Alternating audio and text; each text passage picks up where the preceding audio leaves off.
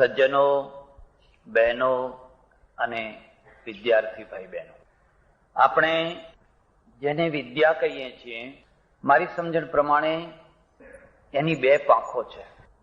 પક્ષી જેમ બે પાંખોથી ઉડે એમ વિદ્યાને પણ બે પાંખો છે.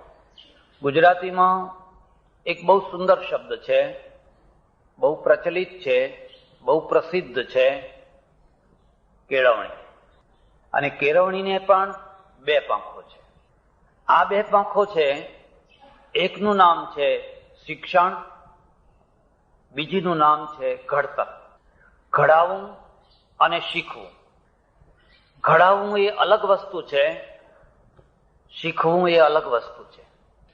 જો વર્ષોથી શૈક્ષણિક ક્ષેત્રમાં બહુ મોટી નિરાશા ઊભી થઈ હોય તો એનું સૌથી મોટામાં મોટું કારણ છે કે ઘડતરની પાંખ તરફે જોઈએ એવી કાળજી રાખી શકાય નથી. ઘણી વાર એવું બનતું હોય, એક માણસ શિક્ષિત હોય પણ ઘડાયેલો ના હોય. કેટલીક વાર ઉલટું બનતું હોય, એક માણસ ઘડાયેલો હોય પણ શિક્ષિત ન હોય. કસ્તુરબાને આપણે કદાચ શિક્ષિત ન કહી શકીએ. કસ્તુરબાની પાસે કોઈ કોલેજનું સર્ટિફિકેટ નહીં હોય, કદાચ એમણે હાઈસ્કૂલ પણ નહીં જોયું હોય. એટલે આજની પરિભાષામાં આપણે કસ્તુરબાને શિક્ષિત મહિલા એમ કદાચ ના કહી શકીએ, પણ કસ્તુરબા ઘડાયેલા નતા એવું ના કહી શકાય. કસ્તુરબા ઘડાયેલા હતા, અને ઘડાયેલા હતા એટલે શિક્ષણની ન્યૂનતાના કારણે અને ઘડતરની પ્રબળતાના કારણે એમને એમના જીવનની સાર્થકતા કરવામાં કોઈ મોટો વાંધો આવ્યો નહોતો. એ ઓછું ભણેલી મહિલા પણ, ઓછું શિક્ષણ હોવા છતાં પણ જીવનની જે સાર્થકતા, એ સાર્થકતા એમણે પૂરેપૂરી કરી બતાવી. તમને કોઈને ખ્યાલ હોય કે ન હોય, ગાંધી મૂવી, જેનું અમેરિકા ઉપર બહુ મોટું પ્રદાન છે. આજ સુધી અમેરિકામાં સેંકડો ધર્મ પ્રચારકો ગયા હશે, બીજા બધા ઘણા લોકો ગયા હશે. જે ગાંધી મૂવી કામ કરી શક્યું એ કોઈ નથી કરી શક્યું. મને લોકોએ આગ્રહ કર્યો, તમે જરૂર જુઓ. કેસેટ મંગાવી, વિડીયો ઉપર જોવા માંડી. એમાંથી મેં ઘણી વાતો ગ્રહણ કરી. એમાંની સૌથી એક વાત કસ્તુરબાના પક્ષમાં છે. પશ્ચિમના પત્રકારોએ જ્યારે એમને પૂછ્યું, તમારો શું કાર્યક્રમ છે, તમે શું કરવા માંગો છો, એમણે એક જ ઉત્તર આપ્યો, મારો કાર્યક્રમ છે મારા પતિના પગલે પગલે ચાલવાનું. એ જેલમાં જાય તો જેલમાં જવાનું, એ ભંગી વસ્તીમાં જઈને રહે તો મારે ભંગી વસ્તીમાં જઈને રહેવાનું, એ કોઈ બિરલા ભવનમાં જઈને પ્રાર્થના કરે તો મારે બિરલા ભવનમાં જવાનું. પશ્ચિમની દુનિયા જે ભારતથી પ્રભાવિત થાય છે ને, એ તમારા શૂટ જોઈને પ્રભાવિત નથી થતી. એ તો એમના ત્યાં ઘણાય છે, એ તો આપણે પ્રભાવિત થઈએ છીએ. પણ એ જે પ્રભાવિત થાય છે એ તમારા ઘડતરથી પ્રભાવિત થાય છે. એક બીજી વાત પણ યાદ રાખજો, જીવન, દાંપત્ય અને સંસ્થાઓ સંપૂર્ણ સમજણથી નથી ચાલતી હોતી. તમે કદી પણ એવી આશા કે અપેક્ષા ના રાખો કે તમારા ઘરના 10 માણસ સમજુ બને, સમજણવાળા બને અને પછી તમને સમજીને તમારી સાથે ચાલે, એવી આશા કદી ન રાખશો. હા, કદાચ તમારા ઘરમાં તમને સમજનાર એકાદ માણસ હોય, 2 માણસ હોય, 3 માણસ હોય, કદાચ એક પણ ના પણ હોય, પણ જે ઓથને સાથ આપનારો વર્ગ હોય છે એ સમજણ કરતા ભાવનાથી વધારે આપનારો હોય છે. અને સમજણવાળો જે સાથ છે એ ક્યારે ફસકાઈ જશે, એ ક્યારે છૂટી જશે એની કોઈ ખાતરી ના આપી શકાય. પણ જે ભાવનાની ઓથ છે, જે ભાવનાનો સાથ છે, એ બહુ નાની નાની બાબતોમાં ફસકાઈ નથી જતો હતો.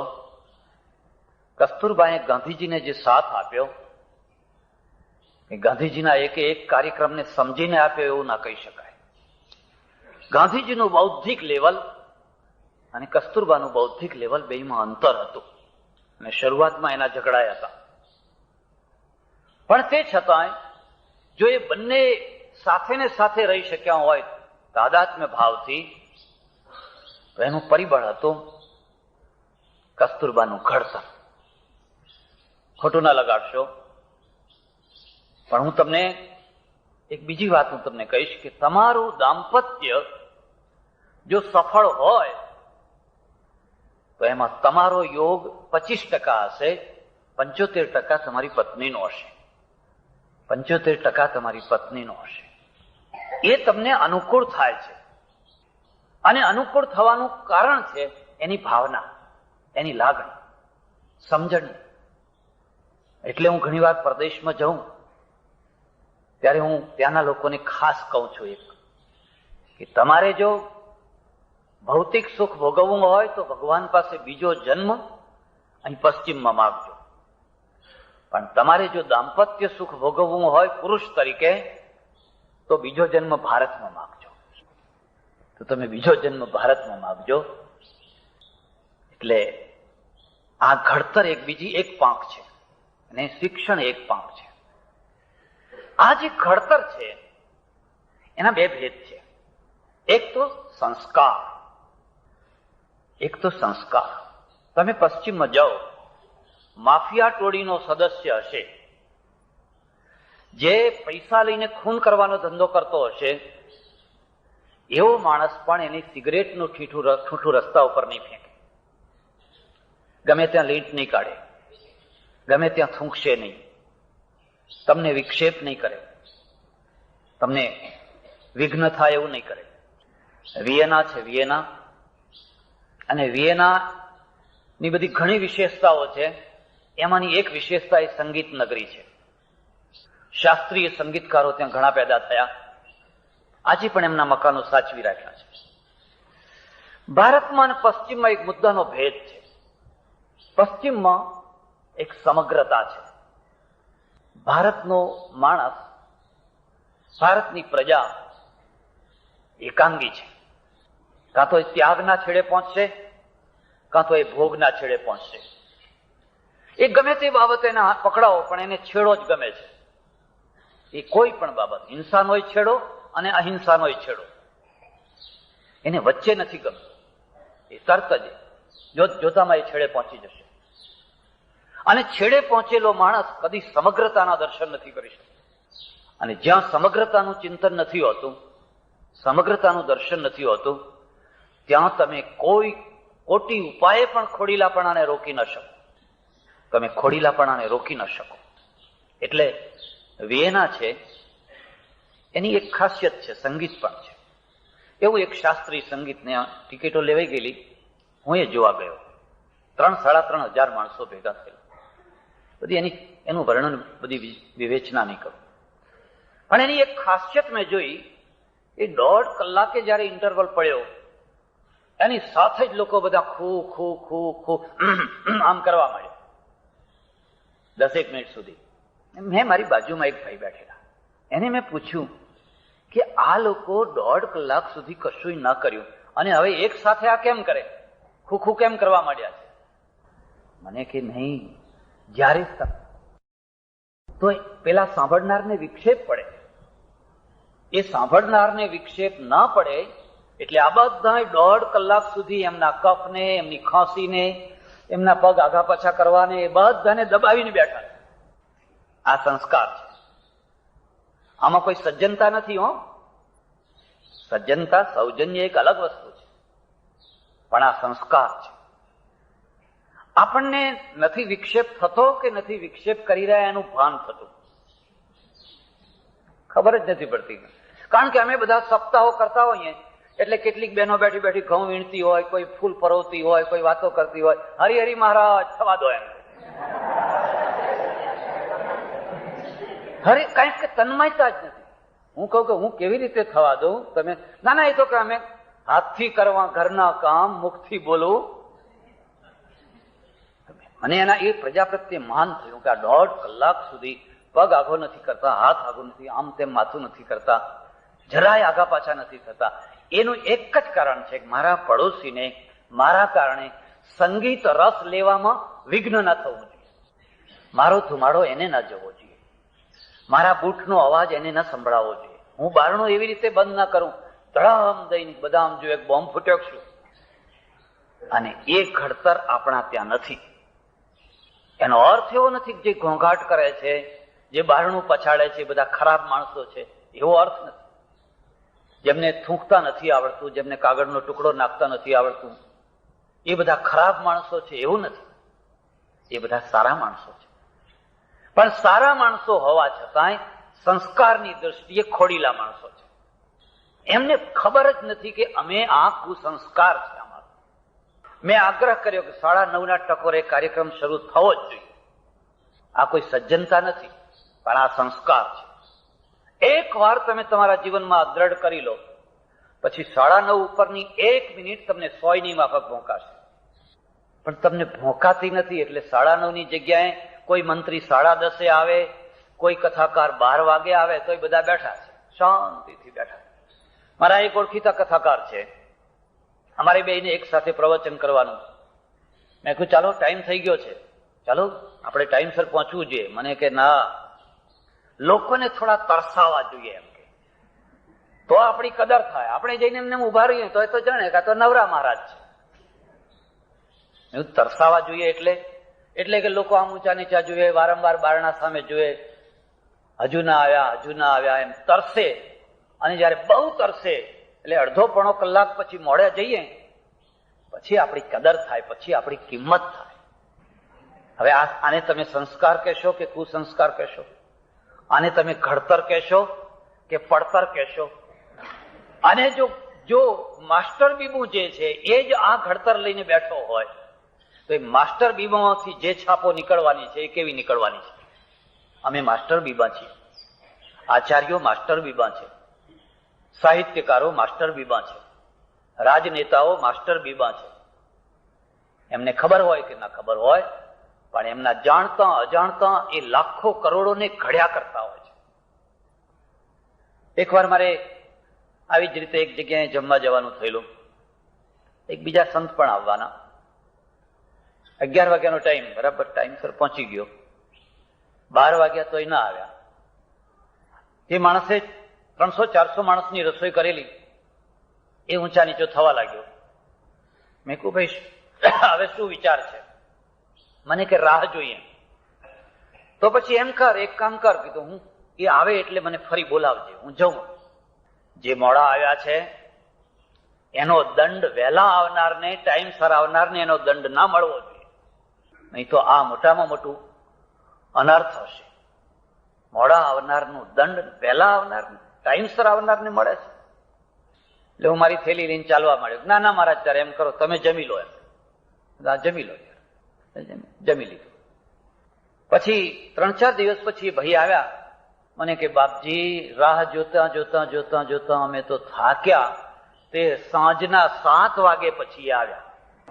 11 વાગ્યાની જગ્યાએ સાંજના 7 વાગે આવ્યા. ચાલો આવ્યા એટલું સારું, 7 વાગે આવ્યા ને. કોઈ અસાધારણ કારણ માટે તમે મોડા પડો એ પડી શકાય, એમાં કઈ એવું નથી કે મોટર બગડી કઈ થયું આપણે મોડા પડી શકીએ. પણ એમને સંદેશો મોકલ્યો હતો કે મારી રાહ ના જોશો, હું મોડો આવીશ, કે એવો કઈ સંદેશો મોકલ્યો હતો કે ના?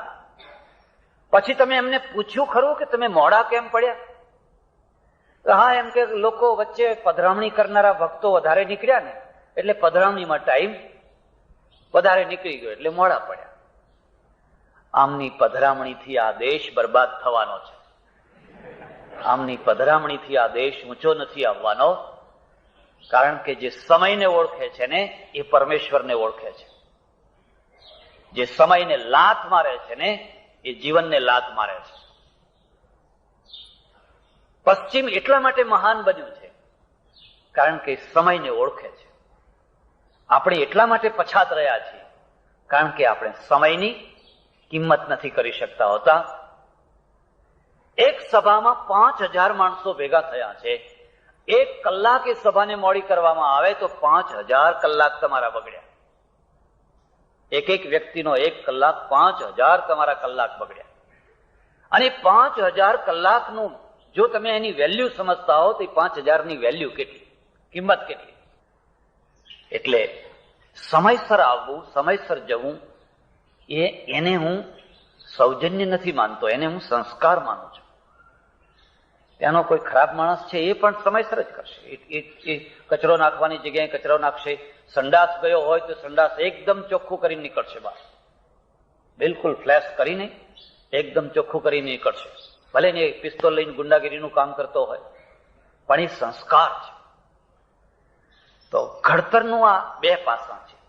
એક ઘડતર જેમાં સંસ્કાર, તમને ડગલે ને પગલે એ થેન્ક યુ કહેશે, ડગલે ને પગલે સોરી કહેશે, તમારા પાસેથી કંઈક રસ્તો કાઢવો હશે તો એક્સક્યુઝ મી કહેશે, પ્લીઝ કહેશે. આ એના સંસ્કાર છે અને એની અસર જીવન ઉપર પડતી હોય છે. એક માણસનો પગ લાગી જાય છે, આપણને જરાક ટેમ્પરેચર ગરમ થાય છે, પણ તરત જ સોરી કહે છે, આઈ એમ વેરી સોરી, એટલે તરત જ આપણું ટેમ્પરેચર ડાઉન થઈ જાય છે. એક માણસનો પગ લાગી જાય છે એટલે આપણે તરત જ ડોળા કાઢીને એના સામે જોઈએ છીએ, એટલે ડબલ ડોળા કાઢીને આપણા સામે જોઈએ છે કે મારો પગ લાગ્યો, એમાં તારું શું બગડ્યું. અને હવે બેયના ટેમ્પરેચર વધારે ગરમ થશે અને એક નજીવી બાબતમાં અથવા કશોય નથી એવી નાનામાં નાની બાબતમાં કદાચ મોટો ઝઘડો થઈ જાય, કદાચ મોટો ઝઘડો થઈ જાય. તમને નવાઈ લાગશે, ભારતમાં જેટલા ઝઘડા થાય છે એના 100મા ભાગના ઝઘડા ત્યાંના લોકજીવનમાં નથી થતા. પશ્ચિમના લોકજીવનમાં એના 100મા ભાગના ઝઘડા નથી થતા. એનું એક નિશ્ચિત કારણ છે. પહેલું કારણ તો એવી છે કે રહેવાની વ્યવસ્થા એવી કે તમારે પડોશીઓ સાથે ટસલમાં ઉતરવું ન પડે. આપણે રહેવાની વ્યવસ્થા એવી કરેલી છે કે પડોશીઓની સાથે ટસલ કર્યા વિના રહી શકાય. તમારું ઉપર મકાન છે, પેલાનું નીચે છે, એ ચકલી ખુલ્લી જ રાખે છે, ઉપર પાણી ચડતું જ નથી. હવે ટસલ કર્યા વિના જીવશો કેવી રીતે? અને નીચેવાળી બેન છે એ બદલો લે છે કે આ ઉપરવાળા ખાંડની પર આથી ધામ ધામ ધામ કરે છે, તે બપોરે ઊંઘીએ ત્યારે જ કરે છે, એટલે આપણે ઉપર પાણી જવા જ નથી દેવાનું. આ વ્યવસ્થા છે, અને વ્યવસ્થામાંથી ટસલ ઊભી થાય છે. પેલા લોકોએ જીવન વ્યવસ્થા એવી ગોઠવી છે કે જેમાં તમારે ટસલ ન થાય. બીજી એક ત્યાંની અનિવાર્ય વ્યવસ્થા છે, કોઈના વ્યક્તિગત જીવનમાં જરા પણ ઇન્ટરેસ્ટ નહીં લેવાનો, જરા પણ નહીં. પડોશી હોય, તમે કોણ છો, શું છો, કેટલું કમાવો છો, આ તમારી પત્ની કોણ છે, બાળકો કેટલા છે, શું ભણે છે, બિલકુલ નહીં. એને અસભ્યતા માનવામાં આવે છે. વાત કરવી હોય તો એટલું જ કે આજ મોસમ બહુ સરસ છે, બસ, બીજી કોઈ વાત નહીં કરવાની. આપણા ત્યાં એનાથી એટલું મોટું ઉલટું છે કે અમથા બસમાં પણ તમને કોઈ 2 માણસ ભેગા થઈ જાય. આપણા ત્યાં એટલું મોટું ઉલટું રૂપ છે, અજાણી 2 સ્ત્રીઓ, પુરુષો કરતા પણ બસમાં ભેગી થઈ હોય તો 7 પેઢીનો ઇતિહાસ પૂછી લેવાનો. 7 પેઢી સુધીનો ઇતિહાસ પૂછી લેવાનો. કેટલા છોકરા છે, કેટલા પરણેલા છે, કેટલા કુંવારા છે, છોકરીઓ કેટલી છે, શું કમાય છે, જમાઈ કેવા છે, રંગે કેવા છે, રૂપે કેવા છે, બધી પંચાયત. આ જીવન પદ્ધતિ છે. તમારા ઘરમાં કઢી થાય છે, દાળ થાય છે, લીમડો ક્યાંથી લાવો છો, તમે કઈ તુવેર દાળ વાપરો છો, વાસદની વાપરો છો, તેલ કયું વાપરો છો, ફલાણાનું વાપરો છો, ફલાણાનું વાપરો છો. અને એમાંથી આપણે રાત દિવસ કલહ અને કલહ, ઝઘડા ને ઝઘડા. એક બીજું કારણ પણ છે, આપણે કેટલીક વાર પશ્ચિમને અન્યાય કરીએ છીએ. પશ્ચિમ વાળા આપણને અન્યાય કરે છે અને ન સમજવાના કારણે આપણે એમને કહીએ છીએ કે એમના ત્યાં સંયુક્ત કુટુંબ નથી, પતિ ને પત્ની, બિલકુલ સંયુક્ત કુટુંબ છે જ નહીં. પણ નથી એનું બહુ મોટું જમા પાસું છે, અને આપણા ત્યાં છે એનું થોડું જમા પાસું છે અને બહુ મોટું ઉધાર પાસું છે. તમે પશ્ચિમની નોવેલો વાંચજો, એમાં કોઈ કકળાટ કરનારી નણદ જ નથી એમના. કોઈ કકળાટ કરનારી દેરાણી નથી, કોઈ કકળાટ કરનારી જેઠાણી નથી. એ પાત્રો જ નથી. અને અહીંયા આપણા ત્યાં એ પાત્રો વિના હવે આગળ ચાલી જ ન શકે. એક લોહી પીનારી સાસુ જોઈએ, એક સાંધા સટકા કરનારી એક નણદ જોઈએ. આ બધા પાત્રો અહીં ગૂંથીએ ત્યારે એમાંથી એક નોવેલ ઉભી થતી હોય છે. સંયુક્ત કુટુંબને હું પણ માનું છું, પણ ક્યારે કે જો બધા હળી મળીને સંપીને પ્રેમથી રહેતા હોય તો. પણ જો હોળીઓ જ સળગાવવાની હોય, ઘરમાં લાકડા જ બળતા હોય જ્યારે જુઓ ત્યારે, પુરુષો સાંજે થાકીને કામ કરીને આવ્યા હોય તો અહીં ભડકા તૈયાર થઈ ગયા. એમાં શિયાળાના દિવસોમાં થયા હોય તો હજુ ઠીક છે, ચાલો તાપીએ. આ તો ભર ઉનાળાના દિવસોમાં ભડકા બળતા હોય. કોઈના મોઢું આમ ચડેલું હોય, કોઈનું મોઢું આમ ચડેલું હોય. એક ચટણી માટે, એક અમારા છોકરાને ઓછું દૂધ આપ્યું, એના છોકરાને વધારે આપ્યું, મારા છોકરાને આવું કપડું લાવ્યું, પેલાને આવું લાવી આપ્યું. અને એનું એક બીજું પરિણામ એ આવતું હોય છે કે માણસ 50 વર્ષની ઉંમરનો થાય, 40-50 વર્ષની ઉંમરનો, ત્યાં સુધી એની નિર્ણય શક્તિ જ નથી ખીલતી હોતી. 20 માણસનું કુટુંબ છે, એમાં રસોઈ શું કરવી એ પેલા ડોસી જ નક્કી કરે છે, સાસુ જ નક્કી કરે છે કે આજ શું રસોઈ કરવાની, કોને કેટલો ચાંદલો આપવાનો, કેમ કરવાનું. એ એટલે આ બાકીની 4-5 વહુઓ છે, એમને તો એમની નિર્ણય શક્તિ જ નથી ખીલતી. એ તો બિચારા જેમ કેમ કર્યા કરવા. અને નિર્ણય શક્તિ નથી ખીલતી એટલે ભારતનું કુટુંબ બહુ જલ્દી અનાથ થઈ જતું હોય છે. એ ઘરનો એક માણસ મરી જાય, એ ઘરના 2 મુખ્ય માણસો મરી જાય એટલે બાકી તો બધા અનાથ થઈ જવાના. એ ખૂણામાં બેસીને છેડો તાણીને રડવાના છે, કારણ કે એમને બજાર નથી જોયું, એમણે વ્યવહાર નથી કર્યા, એમનામાં વ્યવહાર કરવાની ત્રેવડ નથી, કદી વ્યવહાર કરવા દીધા જ નથી. તું શું સમજે.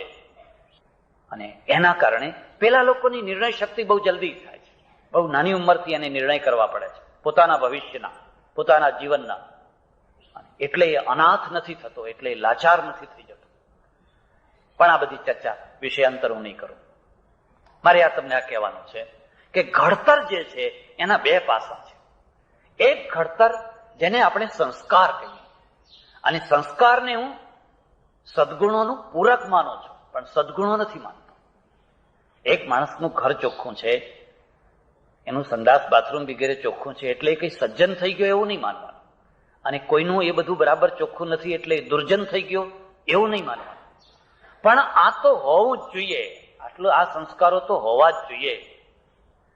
પણ બીજું ઘડતર છે અને એનું નામ છે ગુણોને ખીલવવા. જેમ બુદ્ધિને ખીલવવી એ એક શિક્ષણનું ક્ષેત્ર છે, એમ ગુણોને ખીલવવા એ બીજી પાંખ છે. અને વિદ્યા એટલે વિદ્વત્તા છે, એ વિદ્વત્તાને દુર્જનતાના સાથે મેળ જ નથી પડતો એવું ના માની લેશો. ઘણીવાર દુર્જનતા અને વિદ્વત્તા બંનેનો બહુ સુંદર સરવાળો થયો હોય છે, બહુ સુંદરમાં સુંદર સરવાળો થયો હોય છે.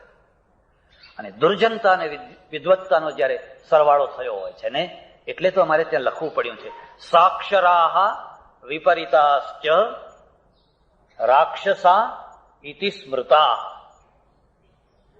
સરસ ઉલટાવી નાખો તો પણ સરસ. સાક્ષરા ઉલટાવી નાખો રાક્ષસ. દુર્જનતા છે એ વિદ્વત્તાની સાથે રહી ન શકે એવું ના માની લેશો. જો ઘડતર વિનાની સાક્ષરતા હશે, ઘડતરની પાંખ વિનાની જો વિદ્યા હશે, તો એમાં દુર્જનતાનો અંશ વધવાનો ને વધવાનો જ. એટલે જે એક ભાઈએ કહ્યું ને કે 20,000 લે છે નહીં હાઈસ્કૂલ વાળા ફલાણા બધા, એ કેમ લે છે? કારણ કે ઘડતરનો અંશ 0. એ વિદ્વત્તા છે. પછી એક જ વિચાર કરે છે, મારું શું, મારા છોકરાઓનું શું. અને શુંનો જવાબ છે લો ખેંચો, ચૂસો. સરકારે વ્યવસ્થા કરી કે આ સંસ્થાઓ એકલી જો શિક્ષકોની નિમણૂક કરશે તો એ જરૂર પૈસા મારી ખાશે. એના કરતા આપણે 3-4 માણસો ભેગા રાખો.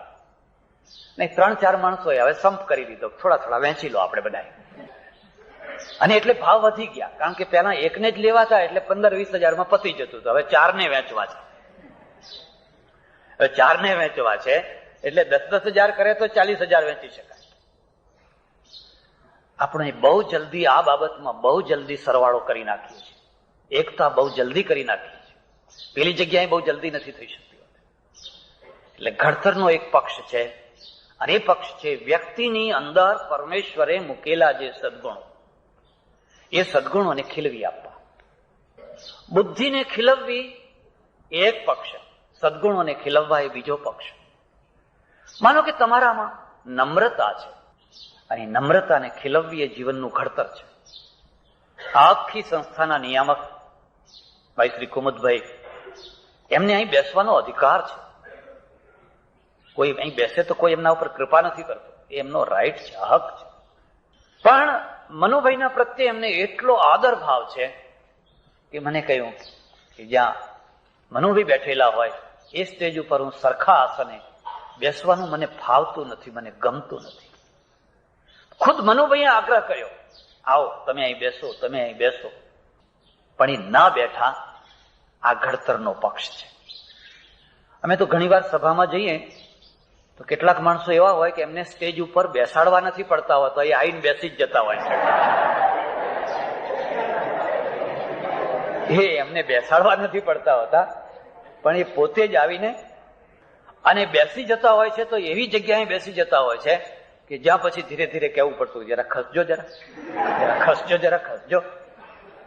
કેટલીક વાર તો અમારે સભામાં એવા માણસો આવતા હોય છે કે ગાદી ઉપર બેસવાની જગ્યાએ સીધા તકિયા ઉપર જ બેસી જતા હોય છે. આ જે તકિયો હોય ને એના ઉપર જ બેસી જતા હોય છે. એક સભામાં એક મંત્રી આવેલા. હું બને ત્યાં સુધી મંત્રીઓની સાથેની સભામાં જતો નથી, પણ આવી ગયેલા. અને આવ્યા તો ખરા, પણ પછી તો એ સીધા લાંબા થઈને સુઈ જ ગયા. આ તકિયા ઉપર માથું રાખ્યું અને આમ લાંબા પગ કર્યા, સુઈ ગયા. તો મેં એમને પૂછ્યું, કઈ બીમાર છો? મેં કહ્યું ના ના, બીમાર નથી. મેં કહ્યું ના, આ તો તમે આ લાંબા સૂતા ને એટલે કીધું કદાચ કઈ તબિયત ઠીક ના હોય. કે ના ના, હવે આ તો 2 કલાક સભા ચાલશે, 2 કલાક થોડું બેસી રહેવાય. આ શું ખૂટે છે? એ માણસમાં શું ખૂટે છે? હવે એને ખબર નથી, ફોટોગ્રાફર ફોટો પાડે છે, વિડીયો વાળો વિડીયો લઈ રહ્યો છે. લેવા દો ને, જેની આબરૂ હોય એની જાય ને.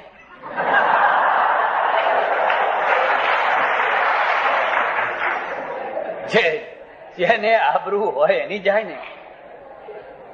એકામ લજ્જામ પરિત્યજ્ય ત્રૈલોક્ય સુખમાં સતે.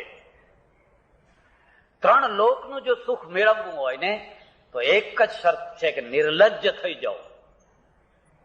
લજ્જા જ દુઃખ આપે છે. લોક મને શું કહેશે? એકામ લજ્જામ પરિત્યજ્ય ત્રૈલોક્ય સુખમાં સતે. હવે સુતા છે. એટલે તમારામાં નમ્રતા છે, ભાઈ નમ્રતાને ખીલવવાની જરૂર છે. કુમુદભાઈ જયારે અહીં નથી બેઠા ત્યારે એ વ્યક્તિનો પ્રસંગ નથી. આ બધા વિદ્યાર્થીઓ એમાં ઘડાય છે. આ બધા વિદ્યાર્થીઓ એમાંથી ઘડાયા છે, એમાંથી ઘડાવાના છે. ભાષણોના દ્વારા નહીં, પ્રવચનોના દ્વારા નહીં, આમ કરો, આમ કરો, આમ કરો, તમારે આમ કરવું જોઈએ એવા આદેશોના દ્વારા નહીં, પણ એ બધા જોશે કે અમારા એક નિયામક જે સ્ટેજ ઉપર બેસવાના અધિકારી હોવા છતાં પણ નથી બેઠા, તો એમાંના કોઈ નિયામક થશે ભવિષ્યમાં કે કોઈ નાની મોટી જગ્યા ઉપર જશે તો એ તરત ગ્રહણ કરશે કે અમારા નિયામક કેવા હતા. આ ઘડતર છે. અને એ ઘડતર માટે આપણા ત્યાં પ્રાચીન પદ્ધતિ હતી, વિદ્યાર્થીને વિદ્યાર્થીના બનાવતા અંતેવાસી બનાવવા. ભણવું એ અલગ વસ્તુ છે, શીખવું એ અલગ વસ્તુ છે, અને અંતેવાસી થવું એ અલગ વસ્તુ છે. ભાઈ શ્રી ચિમનભાઈએ જે વાત કહી એ બરાબર છે. પશ્ચિમમાં જે પદ્ધતિ છે, ટાઈમસર જાઓ, પીરિયડ જે હોય ચાલતો હોય જુઓ, સાંભળો, ભણો, બરાબર આવતા, એ એક અલગ વસ્તુ છે.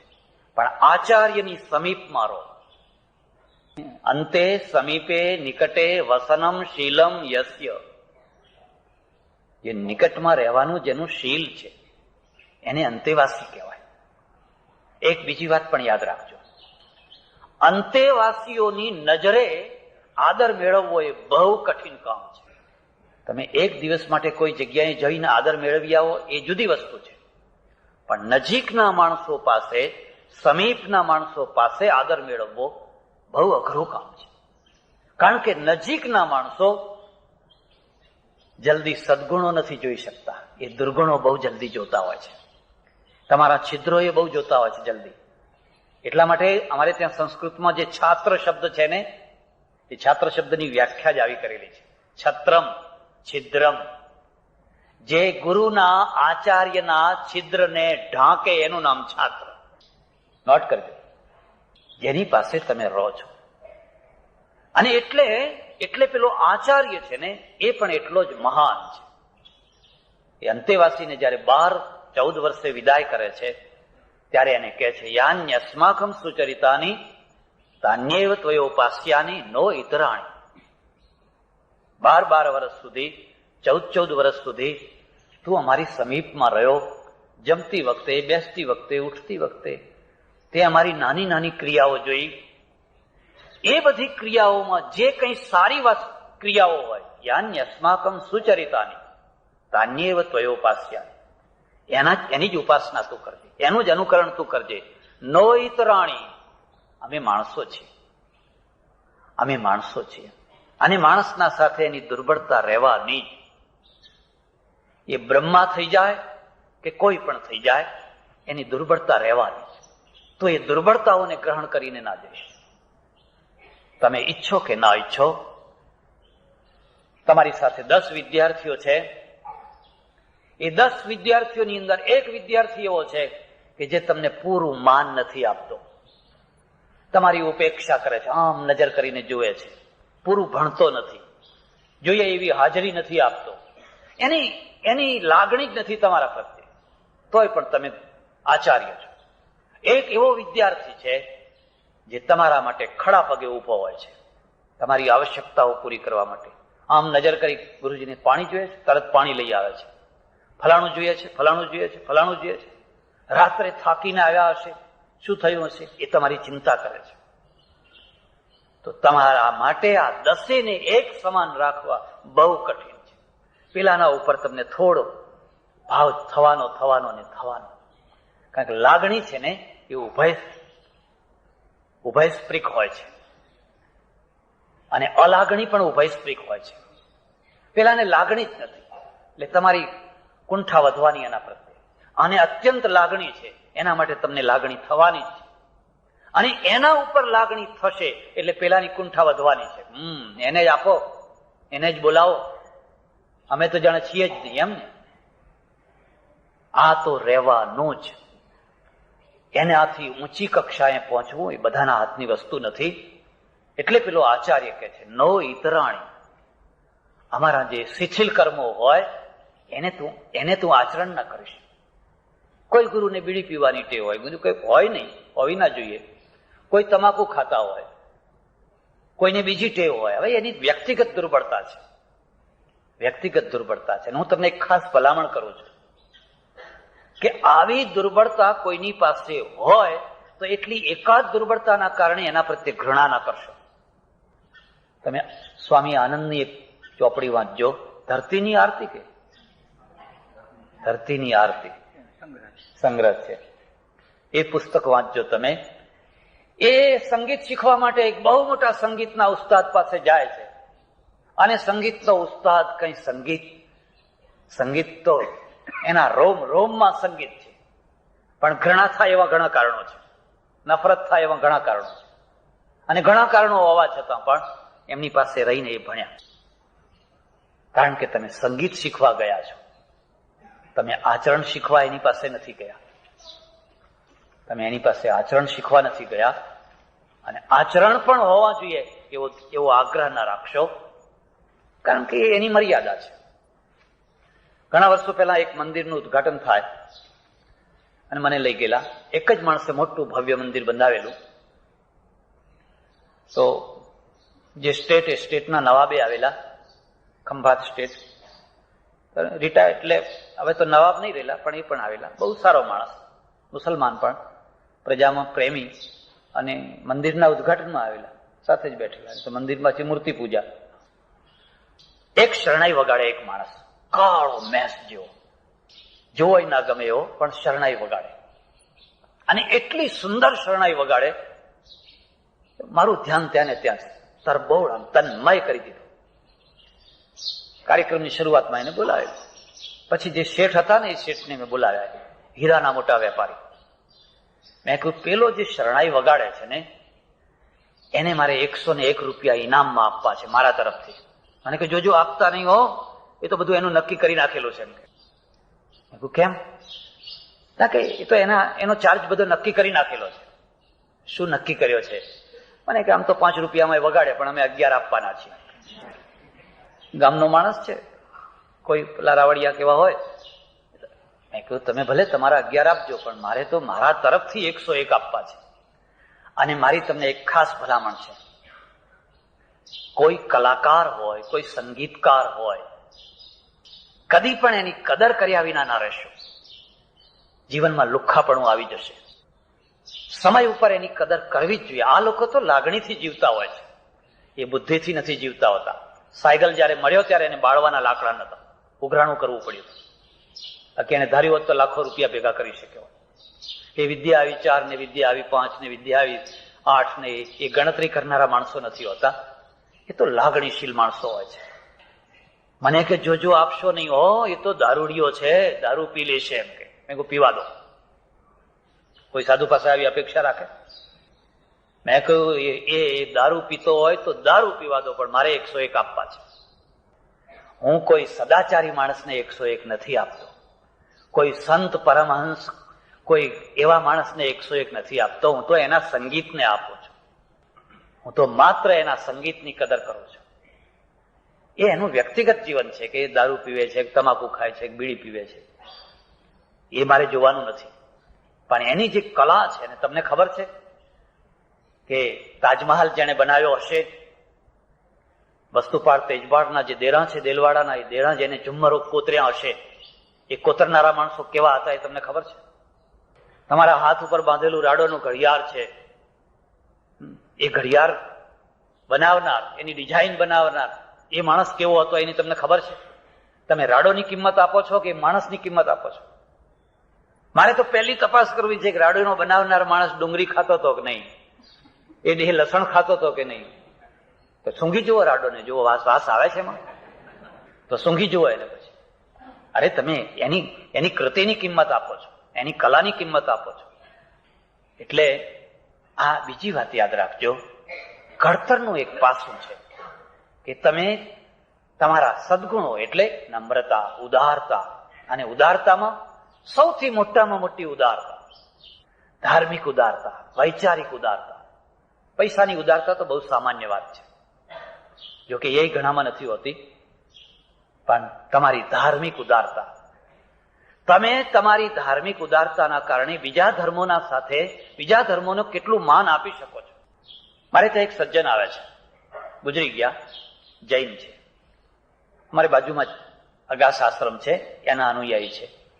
મને કે એકવાર અમારે મંદિરમાં આવો. જરૂર આવશું. ગયો એમની સાથે, અને જેટલા 2, 4, 5 મંદિરો હતા બધે લઈ ગયા. બધે મેં જેટલા ભાવથી હું મારા ઈષ્ટદેવને નમસ્કાર કરું છું એટલા જ ભાવથી મેં બધી મૂર્તિઓને નમસ્કાર કર્યા. એ બહુ ખુશ થયા, બહુ રાજી થયા. પછી પ્રસંગ એવો બન્યો કે 8-10 દિવસ થયા હશે, ને પછી એ આવ્યા અને અમારે બેયને મહાદેવમાં જવાનું થયું. એટલે બારણે જ ઉભા રહ્યા, નામ હાથ કરીને ઉભા રહ્યા. મેં કહ્યું અંદર આવો, પગે લાગો, નમસ્કાર કરો.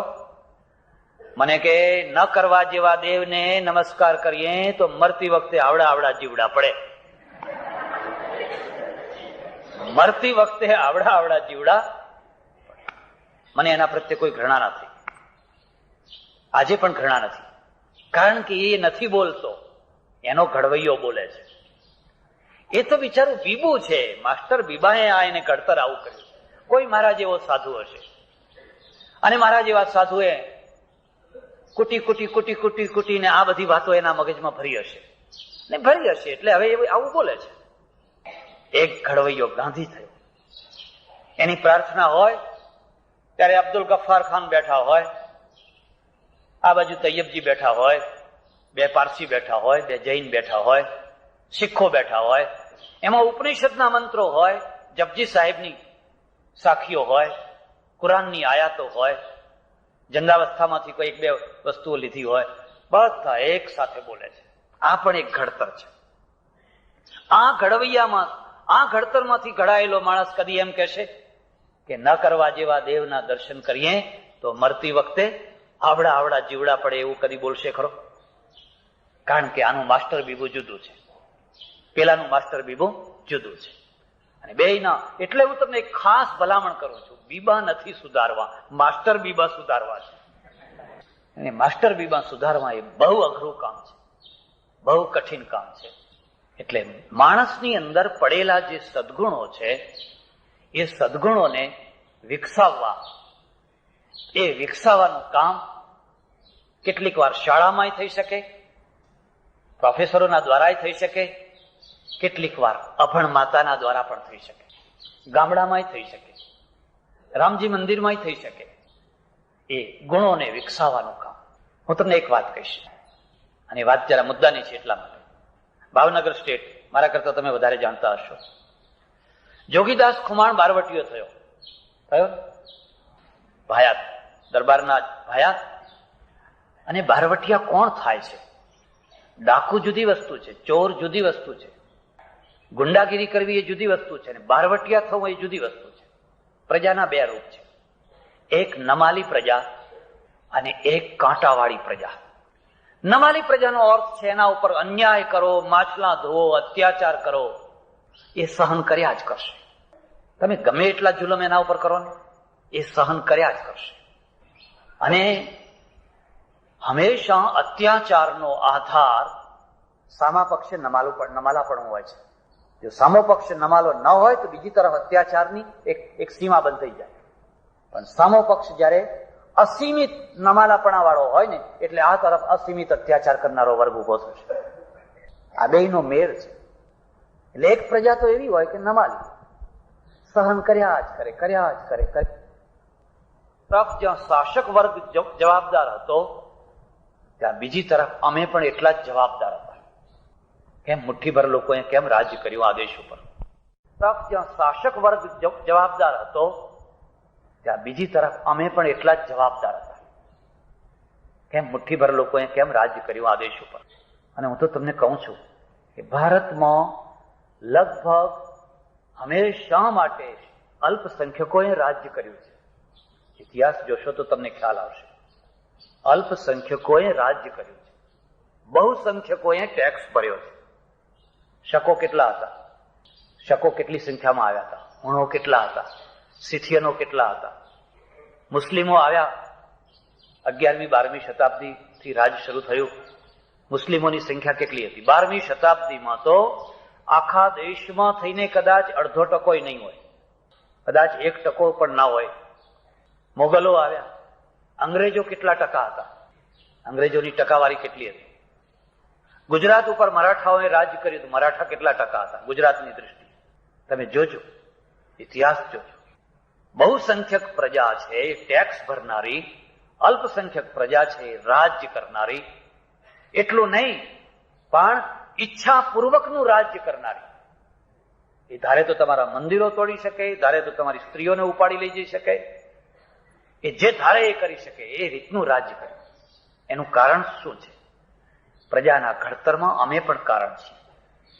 કારણ કે મુઠ્ઠીભર પ્રજાને જયારે મોટી પ્રજા ઉપર રાજ્ય કરવું હોય ત્યારે એના માટે અનિવાર્ય 4 શરતો છે.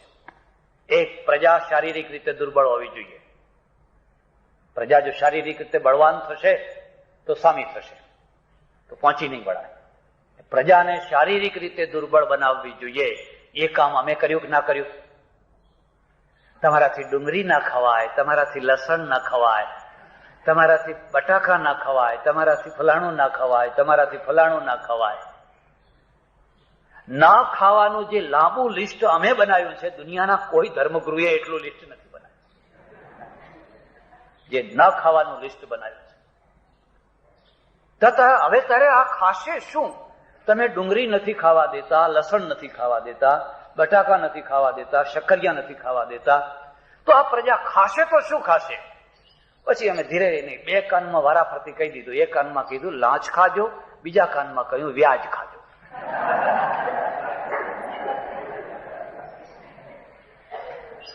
એટલે ડુંગળી ન ખાનારો માણસ પણ લાંચ ખાતો હોય છે. લસણ ના ખાનારો માણસ જુઓ તો વ્યાજના વ્યાજને, વ્યાજના વ્યાજને, કાળા વ્યાજને, એ તો તમને કાર્યકર્તાઓને ખબર હશે એનું કેટલું લાંબુ લિસ્ટ હોય. અને નવાઈ એ છે કે આ બંને વર્ગ સમાજમાં ફેંકાઈ નથી જતા. ઉલટાના કાળા વ્યાજ ખાનારને લોકો શાહુકાર કહે છે, જેને ચોર કહેવો જોઈએ. કહેવો જોઈએ કે ન કહેવો જોઈએ? જેને ચોર કહેવો જોઈએ, શોષણખોર કહેવો જોઈએ, એને લોકો શાહુકાર કહે છે. અને જે શાહુકાર છે ને એ બિચારો ચોર બન્યો છે. મારું એક પુસ્તક વાંચજો, મારા અનુભવો. મેં સુઈગામનો એક પ્રસંગ એમાં લખેલો છે. અમે અનાજ વેચીએ બધાને, એમાં એક કોરી એ આવીને મારી પાસે રડે છે. તું કેમ? મને કે બસ બાપુ ગમે એમ કરો, મને 2 મહિનાનું ભેગું અનાજ આપો. 20 કિલો નહીં પણ મને 40 કિલો અનાજ આપો. 40 કિલો કે 2 મહિનાનું ભેગું કેમ? એ બોલતો નથી. પછી ધીરે ધીરે ધીરે હું એને પૂછું છું ત્યારે એ બોલે છે, બાપજી મેં એક મોર માર્યું હતું. પેલું મોર હોય ને, મેં એક મોર માર્યું હતું, પકડાઈ ગયો. એટલે શાહુકારો એ ભેગો થઈ અને 40 કિલો અનાજ છે એ પારેવડાને નાખવાનો મારા ઉપર દંડ કર્યો છે. મેં કહ્યું 40 કિલો અનાજ તારા છોકરા માટે નથી લઈ જવાનું? ના, કે મારે પારેવડાને નાખવાનું છે. આ 40 કિલો મેં એને પૂછ્યું તે મોર કેમ માર્યો? તને વિચાર ના આવ્યો? બિચારા નિર્દોષ પક્ષીને તે મને કે 3 દિવસથી મારા છોકરા ભૂખ્યા હતા અને મારા ઘરમાં કંઈ ખાવાનું નહોતું અને છોકરા વલવલાટ કરતા હતા, એટલે છોકરાના પેટની અગ્નિને ઠારવા માટે મેં મોર માર્યું હતું. હવે આ 40 કિલો જો હું પારેવડાને અનાજ નહીં નાખું તો આ લોકો મારું બધું બંધ કરી દેશે. કોઈ દુકાન મને મીઠું નહીં આપે. કોઈ જગ્યાએથી કોઈ હજામત કરનારો મારી હજામત નહીં કરે. મારું બધું બંધ થઈ જશે. એટલે ગમે તે ભોગે પણ મારે આ 40 કિલો અનાજ તો પારેવડાને નાખવું પડશે. તમે કદી પણ માનવતાની રીતે વિચાર કર્યો? મેં એને કશું ના કહ્યું, 40 કિલો અનાજ આપી દીધું. મેં કહ્યું જા 40 કિલો અનાજ લઈ જા, પારેવડાને નાખ, અને તારું જે 20 કિલો અનાજ તને મળે છે લેવા હું તને ફ્રી આપીશ. કોણ અપરાધી કોણ છે? હું ઈચ્છું છું કે મોર ના મારે કોઈ, હું એનામાં સમર્થન નથી કરતો. પણ જો મોર ના મરવા દેવા હોય ને તો શાહુકારોની એ જવાબદારી છે કોઈના છોકરા ભૂખ્યા ના બેઠા હોય તો પછી ઘરે ઘરે ફરી અને જોઈ આવો કોઈના છોકરા ભૂખ્યા તો નથી બેઠા ને. તમે મંદિરોમાં જઈને હજારો મણના ઘીના દીવા બોલો અને અહીં કોઈનો દીવો જઈને ઓલવી આવો ફૂંક મારી મારીને સવારથી સાંજ સુધી. તમારા સમાજ રચનામાં ક્યાં ત્રુટિ આવી છે? મોર મહાન છે, મોરનું રક્ષણ થવું જ જોઈએ, પણ પેલાના છોકરાનું પણ રક્ષણ થવું જોઈએ. એને કઈ પરિસ્થિતિમાં મોર માર્યું એ પણ તમારે જોવું જોઈએ. અને હવે એના 40 કિલોના દાણા ન ખાવશો, હવે જીવશે કેવી રીતે? અમે તો લોકોના મગજમાં એક જ વાત ભરી દીધી છે કે એ તો બધા પૂર્વના કર્મ છે, આ બધા ભૂખે મરે છે. પેલા પાદરીઓ આવવાના, એ પાદરીઓ ફરી ફરીને ઝોપડે ઝોપડે અનાજ આપવાના, પછી એ ખ્રિસ્તી થવાના કાં તો મુસ્લિમ થવાના, પછી દંડ કરજો તમને, પછી જજો, પછી એ તમારા દેખતા માછલા મારશે, પછી એ તમારા દેખતા મોર મારશે. હવે દંડ કરી જુઓ તો ખબર પડે. રામ રામ બોલે ત્યાં સુધી તમે દંડ કરો છો, પણ જ્યાં એ પરિવર્તન થયું નહીં એ પછી તમારા ઘરમાં બેસીને તમને મારશે. એટલે તમારા અંદર જે સદગુણો છે એ સદગુણોનો વિકાસ કરવો એ ઘડતરનું રૂપ છે. હું ઈચ્છું આપણા અંદરના ઘણા સદગુણો છે એ વિકસિત થવા જોઈએ, અને એ હવે કોલેજો એ કામ નથી કરી શકતી, શાળાઓ મહાશાળાઓ એ કામ નથી કરી શકતી. તો હું વાત ઉપર આવું. પેલા બારવટીઓ કેમ થયેલો? જેને ન્યાય ન મળ્યો એટલા માટે. એક તો નમાલી પ્રજા, અન્યાય કરો, માછલા ધોવો, અત્યાચાર કરો, એ તો ઉફ નહીં કરે. પણ એક કાંટાવાળી પ્રજા હોય ને, બાહોશ પ્રજા હોય. અને તમને એક બીજી વાત પણ કહું છું, દુનિયામાં ભીખ માગીને કદી ન્યાય મળતો નથી. કદી ભીખ માગીને ન્યાય મળતો નથી. ન્યાય શક્તિને મળતો હોય છે. આસામમાં જુઓ જઈને